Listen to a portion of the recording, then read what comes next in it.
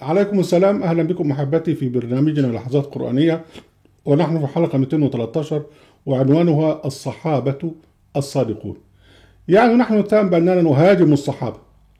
حقيقة الأمر نحن نهاجم الصحابة، صحابة الفتوحات اللي هم الخلفاء اللي بيسموهم راشدين، ونحن نقول عنهم خلفاء فاسقون. والصحابة المذكورين في التاريخ يعني معظمهم بكما يعني كتب في تاريخهم هم يعني سيئون جدا. ونحن حين نعرض ما كتبوه المكتوب عنهم على القرآن الكريم نثبت هذا. لكن هناك صحابة صادقون، وصحابة صادقون لم يذكرهم التاريخ. لماذا؟ لأن التاريخ لا يذكر إلا أشرار البشر في معظمه. يعني عشان خاطر التاريخ يلتفت هيك لابد أن تكون حاكما أو تكون ثائرا على الحكم، يعني لابد أن تفعل شيئا بحيث يلتفت إليك المؤرخون ويعني يكتبون عنك. ومن هنا حتى يعني كل تاريخ العالم هو تاريخ الطغاة. فبالتالي يعني التاريخ يعني لا يؤرخ إلا للجبابرة.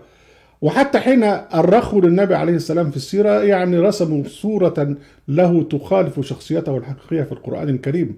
الله أرسله رحمة للعالمين، هم يعني رسموه بقى متآمرا يقوم بغزوات ويقتل ويتآمر ويقتل كعب بن الأشرف ويقتل مش عارف إيه ويعمل إلى آخره. يعني رسموا شخصية له شخصية جبارة تخالف طبيعته المذكورة في القرآن الكريم من أنه كان رحيما بالناس إلى آخره. الله سبحانه وتعالى تحدث عن صحابة صادقين، وأولئك الصحابة الصادقون لا أجد لهم ذكرا حقيقيا كما جاء يعني في القرآن الكريم إلا على واحد أو اثنين. يعني ربنا سبحانه وتعالى يقول: ما أفاء الله على رسول من أهل القرى فلله وللرسول وذي القربى واليتامى والمساكين وابن السبيل كي لا يكون دولة من الأغنياء منكم وما آتاكم الرسول فخذوه وما نهاكم عنه فانتهوا واتقوا الله إن الله شديد العقاب. طبعا وما آتاكم الرسول من الفيء، مش الجماعة السنجية يقول لك وما آتاكم الرسول يعني الأحاديث. وبعدين توزيع بقى هذا الفيء يقول سبحانه وتعالى: للفقراء المهاجرين الذين أخرجوا من ديارهم وأموالهم يبتغون فضلا من الله ورضوانا وينصرون الله ورسوله أولئك هم الصادقون. هنا الله سبحانه وتعالى تحدث عن المهاجرين، كانوا أغنياء، كانت لهم ديار وكانت لهم أموال، ثم اضطروا إلى الهجرة، ضحوا بأموالهم ضحوا بديارهم وجاءوا إلى المدينة. لماذا؟ لينصروا الله ورسوله ابتغاء مرضات الله سبحانه وتعالى. وربنا سبحانه وتعالى قال عنهم أنهم هم الصادقون، وهذا في أوائل ما نزل، ده في سورة الحشر وفي كلام عن الفيء. في أواخر ما نزل من القرآن الكريم في غزوة ذات العسرة، يعني اللي هي الناس كانوا بيتبرعون، وكان بعض أولئك المسلمين المؤمنين الصادقين كانوا فقراء، وربنا سبحانه وتعالى لم يؤاخذهم، فقال سبحانه وتعالى: ليس على الضعفاء ولا على المرضى ولا الذين لا يجدون ما ينفقون حرج إذا نصحوا لله ورسوله ما على المحسنين من سبيل والله غفور رحيم.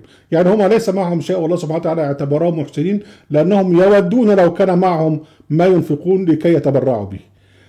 بعد كده ربنا سبحانه وتعالى يقول: ولا على الذين إذا ما أتوك لتحملهم قلت لا أجد ما أحملكم عليه تولوا وأعينهم تفيض من الدمع حزنا ألا يجدوا ما ينفقون. أولئك أناس فقراء، منهم مهاجرون ومنهم غير ذلك. أولئك أناس صادقون في إيمانهم ويتمنون لو كان معهم ما يجاهدون به ما ينفقونه، وجاءوا للنبي يسألون لو كانوا يعني معه راحلة يخرجون معه للقتال، فقال لهم لا أجد ما أحملكم عليه، فتركوا النبي وأعينهم تفيض من الدمع حزنا على حالهم أنهم لا يجدون ما ينفقون. هؤلاء هم الصادقون، هؤلاء الذين ضحوا بأموالهم وديارهم وجاءوا إلى المدينة لينصروا الله ورسوله يبتغون فضلا من الله ورضوان. هؤلاء لم يذكرهم التاريخ. ليه؟ لأن أولئك الذين اتقوا ربهم وعاشوا في تقوى ابتعدوا عن المنافسة في الدنيا. الله سبحانه وتعالى يقول في سورة القصص: تلك الدار الآخرة نجعلها للذين لا يريدون علوا في الأرض ولا فسادا والعاقبة للمتقين. شوف خلي بالك، نجعله الذين لا يريدون علوا. نحن ربنا سبحانه وتعالى خلقنا كلنا متساوين، فيش راس تعلى عن راس، لكن يأتي واحد ويضحك على الناس ويعلو فوقهم، بيعلو فوقهم راسه تعلى ويبقى هو المستبد. وده بقى اللي في عمله فرعون. وفي نفس السورة، سورة القصص، ربنا سبحانه وتعالى يقول: إن فرعون علا في الأرض. يقول لك: وكانوا من العالين. فالناس العالين المستكبرين اللي هم بيعلوا دول ينافسون الله سبحانه وتعالى في علوه، لأن العلو حق لرب العزة جل وعلا.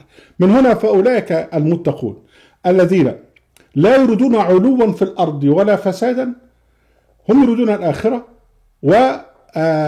والعاقبة لهم في الجنة. تلك الجنة التي نورث من عبادنا من كان تقيا، تلك الدار الآخرة نجعل الذين لا يريدون علوا في الأرض ولا فسادا والعاقبة للمتقين. إذن هم لم يعلوا، من أجل هذا لم ينظر إليهم التاريخ لم يسجلهم، لأنهم كانوا يعني ماشيين كما يرضي الله سبحانه وتعالى، وابتعدوا عن سفك دماء الآخرين كما فعل الصحابة الفاسقون من الفتوحات. لم يشاركوا الفتوحات، لم يشاركوا في غيرها إلى آخره، فظلوا علاقتهم بربهم جل وعلا قائمة على التقوى.